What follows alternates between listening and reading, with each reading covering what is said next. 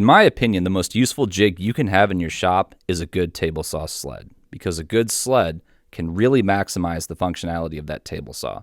You can make a ton of different cuts safely, accurately, and efficiently. Now, if you were to YouTube table saw sleds, you'd probably find hundreds of different designs, right? Some are very big, some are very small, some complex, some simple. For me, though, I was looking for a design that had a relatively small footprint, one that was capable of performing all of the most common tasks that I use a sled for, and third, that was accurate. And this does all that. It's very accurate on crosscuts, up to 10,000ths of an inch, even very long crosscuts. It also integrates a stop block for repeated cuts. I can also use the hold downs to cut weird angles right down the middle of pieces, and it cuts all of the most common miter and bevel cuts with ease. It slides smooth, there's no play, but my favorite feature has to be the onboard storage. There's a spot for everything. My stop block, my 4 hold downs, my homemade miter gauge. I never have to go searching for the component that I need, and they can all stay there while the sled is in use. So let me show you how I made this design of sled. So this whole thing can be made from less than a full 2x4 sheet of 3/4 inch plywood. I'm cutting the base, the platform here. Just a note, when you're cutting something longer than it is wide like this here, you typically need something on the back like a miter gauge to support it. I don't have that here, so if this cut makes you uncomfortable, I'd recommend cutting a little bit bigger with a circular saw and then finishing the cut off on the table saw. Next, I'm going to cut my runner, and I used to make my runners out of wood, but after a couple of seasons of having the runners swell in the summer and then shrink down in the winter, I switched over to this stuff. This is HDPE plastic. This does not expand or contract with the seasons, and it's pretty durable. So here I'm measuring the width of the miter slot. I'm going to set the fence just a hair bigger than that measurement. You want to miss big. If you try and get the width of the slot on the first shot and you cut it too small, you're screwed. Miss it a little bit big like this, and then you can micro adjust that fence over to get a runner that slides nice and smooth in both slots with no play. So to figure out where the runner goes, I put the blade at 45 degrees and figure out where it just shears off the edge of the platform. And then I mark that with a knife. A knife gives me nice, accurate, crisp reference lines that I know to stay between while I hog this out on the table saw. You could also use a router, but I'm going to use the table saw with the blade up, just, I don't know, a ply or 2 up. And then I cut it out. You want to miss small on this one. Undershoot the thickness of the runner and then micro adjust so the runner has a nice snug fit in there. So before putting the runner in, you got to rough it up with some sandpaper. The general rule is that smooth, slick surfaces don't take glue very well, and this plastic is smooth and slick, so rough it up to give the glue something to bite into. Speaking of glue, I'm going to use epoxy here, just 2-part epoxy, and I'm not using screws. I've found that screws don't really serve much of a purpose. There's not much meat in the plywood for the screws to grab onto. And they're more trouble than they're worth because they will usually cause the plastic to expand, and if you cut this to be a nice snug fit, that's going to be a problem. A nice thin bead of epoxy in a routed channel is all you're going to need. So I don't mess with screws, I just use epoxy and then I clamp it down and wait for that to dry. So while that dries, I'm going to cut the pieces for the fences, the front and back fence. The dimensions are going to vary based on your saw, but my fences are going to be about 3¼ inches tall. And I'm going to glue them together, shitty sides in, so the voids and defects get glued together. You want to spread the glue over all the surface area. Don't miss any spots, and you want to pick out pieces of wood or dry glue so these things sit flat against each other. And then laminate them together and clamp them against a known straight reference surface. Here I'm using a level. Little pro tip, if you have parallel clamps, put them on the edges. The glue is kind of slippery and will cause the pieces to shift. Parallel clamps force them together so there's less waste. On the next step, once the glue dries, which is just to skim off the edges to square it up and make everything nice and flat. I'm cutting one of these pieces to 24 inches and the other piece I think to about 11 inches, although I don't really remember. After that, I'm going to cut the aluminum T-track. You can use your table saw blade for this. I think if you have a saw stop, though, you need to turn off the flesh sensing technology. But I cut one of these to 24 inches and 3 of them to about 12 inches. And then once I'm done with that, I immediately vacuum up all those aluminum shavings. And if you've ever cut aluminum, you know why. This stuff will scratch up your table. It will cut your finger. It's just a pain in the ass, so clean it up immediately. So I'm cutting the slot for the T-track on the front fence. I removed most of the material at the table saw before taking it over to the router table to finish the cut. Just gives the router a bit less work to do. I'm setting up my router feather boards here. I have a video on how I installed these. I really like that little hack. I use it all the time. I cut one side, I flip it over, I cut the other side. I wasn't as careful as I should have been. I cut the slot a little bit too wide, but that's okay. If you're going to screw this down, it's fine, but because I'm a little, shall we say, particular, I cut a scrap piece of wood and glued it in, and then recut the whole thing. But you don't have to do that. Now, if you don't have aluminum T-track or you just don't want to buy any, there's another option. You can use this router bit. It's called a keyhole bit, sometimes known as a T-slot bit. And you can use it to cut a T-profile. And I'm going to do that on the far fence, the one that's going to hold my stop blocks and my hold downs. Same process, just run it through the router, maybe inch the fence over. And what you're shooting for is a slot that's wide enough to accept a T-slot bolt, but not too wide that the flange is going to fall through. This is probably as wide as you want to make it, but that should be fine.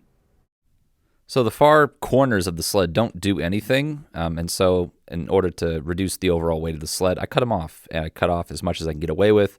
And because the accuracy of the cut is not that important, I just whip out a circular saw and try to cut as straight a cut as I can. So here I'm routing the slots for the T-track on the platform, and to do that I'm just going to clamp a big ass 12-inch speed square to the platform and then use a battery operated palm router. The thing I'll mention here is just make sure that you're cutting this groove deeper than the thickness of the T-track. Don't try and get cute here, maybe a 1/16 of an inch or so will do.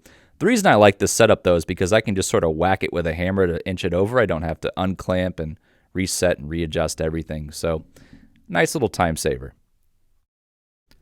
So I'm epoxying in the T-track. Again, I'm not using screws. There's almost no plywood left for the screws to grab onto anyway. And epoxy should be just fine if you've cut your slots so the T-track goes in with a nice friction fit. The first one here did almost perfectly. I'm using an offcut here just to sort of send it home. The second slot was just a little bit too wide, so I'm putting copious amounts of epoxy here to fill the gaps and just drop it in. The third slot was a little bit too tight, so a very thin layer here, and I really had to whack the shit out of this one to send it home. After that, I'm gluing on the far fence. This is not a reference surface at all, so you can just sort of weigh it down. It doesn't need to be square or accurate to anything. Off camera, I epoxied in the T-track on the front fence, and I also cut a 45-degree chamfer on the bottom. That's for dust to go to, so it doesn't throw off the accuracy of your cut. So if your pieces aren't exactly flat, now would be the time to help force them into compliance. And the way to do that is to weigh them down against a flat reference surface as the glue dries. Here I'm using a pool table, and I put a piece of MDF under the base to sort of raise it up so the runner was sitting a little bit off the table. It was a little bit bowed both ways, but by putting weight on it while the epoxy and glue dried, it forced everything nice and flat. So back out the table saw, it's a little bit snug in the miter slot now. That's not uncommon. It's a pretty easy fix. Just take some marker, mark both sides of the runner, and then go 10 or 15 times back and forth in that miter slot, and the marker will be rubbed away at the portion of the runner that you need to remove. And so you take a sharp chisel, plane iron, scraper, whatever, and just sort of scrape at the portions where the marker has been rubbed away. And also I like to get where the runner and the platform meet, just to remove any glue or whatever. And as you can see here, it slides nice and smooth and there is no play whatsoever. Very happy with this result. All right, time to attach the front fence. The first thing to do is to make a saw cut about 3/4 of the way through the platform. And then I'm clamping on the front fence and sending in one screw 4 inches from the right. I will explain why I picked a whole 4 inches here in a second. But I'm going to try and eyeball the fence at 90 degrees to that cut line and send in one more screw. But the accuracy of that fence is going to come from the 5-cut method. I don't know who developed it, but the definitive guide to the method can be found at William Ing's YouTube channel, 5 Cuts to a Perfect Crosscut Sled. In that video, William goes into great detail about the method and how it works. But essentially, it's a way to magnify how off your fence is at 90 degrees to the blade by making a series of cuts, 5 to be specific, and then taking some operative measurements and selecting a pivot point. You can figure out exactly how much you need to move the fence backward or forward. I need to go forward 58 thousandths. I find 3 feeler gauges that add up to 58 thousandths, and then I take something, anything with a point, and offset it by those 3 feeler gauges by 58 thousandths. At my pivot point, I go ahead and take out the screw, I move my fence forward, and then I clamp down and drill a new hole and send a screw in that new hole. If you use the old hole, the fence is going to go back to where it was. And after that, I found out I am off about 3 thousandths after 5 cuts, which translates to about 7/10 thousandths per linear inch. That's pretty good. Next, I'm making a blade guard, and this is really important because when you use a cross-cut sled, you're going to use it in such a way that your thumbs are always hovering around where the blade comes out in the back. And by gluing these 2 pieces over where the blade comes out, you're almost preventing your thumbs from ever touching that blade. So very important. Don't skip this step. So I'm going to show you how I made my homemade miter gauge here, but honestly, if you have a pre-milled off-the-shelf piece of 3/4 inch or 1/2 inch hardwood, just use that. This was a little bit too much work, but I knew I wasn't going to use this piece of hardwood flooring for anything else. So I'm cutting it down to size here on the table saw, and I'm going to sand it a little bit later. The only thing I'll recommend here, I did not record cutting the slot out on the router table, but I would recommend you cut the slot out first and then cut this thing down to size and trim it on up. After that, the last thing I need to do is make my bevel cut. My most common bevel cut is 45 degrees, so I'm setting the blade at 45 degrees to the table. This is why I recommended you put the screw at 4 inches from the edge, because if it's any closer, that blade might just shear right through it when you make this cut. Well, aside from sanding and putting some finish on this is pretty much done.